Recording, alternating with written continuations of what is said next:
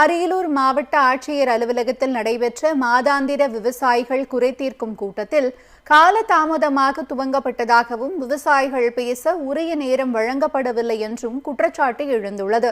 விவசாயிகள் குறைதீர் கூட்டத்தில் தங்கள் குறைகளை விவசாயிகள் தெரிவிக்கும் போது மாவட்ட ஆட்சியர் குறுக்கிட்டு பேச விடாமல் அடிக்கடி தடையை ஏற்படுத்தியதாகவும் மாவட்ட ஆட்சியர் தாவேக அரசின் பிரதிநிதி போல் செயல்பட்டதாகவும் புகார்கள் எழுந்துள்ளன.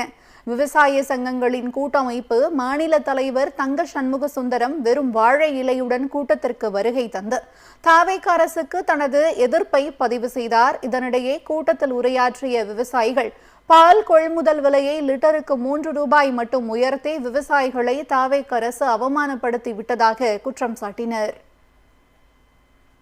இன்றைக்கு விவசாயிகளுக்கு பாத்தீங்கன்னா உரம், இது பூச்சி மருந்து, இடுபொருள், அடுத்து பார்த்தீங்கன்னா விதைகள், இவை அனைத்தும் பார்த்தீங்கன்னா விலை பன்மடங்கு உயர்ந்துள்ளது. இது இந்த சம்பந்தப்பட்ட வேளாண்மைத்துறை மந்திரிக்கு தெரியுமா தெரியாதா, இல்ல முதலமைச்சருக்கு தெரியுமா தெரியாதா, செக்ரட்டரிலாம் கண்ணில் இருக்காங்களா, இல்ல தமிழ்நாட்டில் செயல்படுறாங்களா செயல்படலையான்னு தெரியல. ஆகவே கொள்முதல் விலையே குறைந்தபட்சம் 10 ரூபா தமிழக முதல்வர் பரிசீலனை செய்து உடனடியாக ஏற்ற வேண்டும். அப்படி இல்லை என்றால் தனியார் பால் பண்ணையில் இப்ப கொள்முதல் என்ன இருக்கிறாங்கன்னா 45 to 50 ரூபா இருக்கிறாங்க.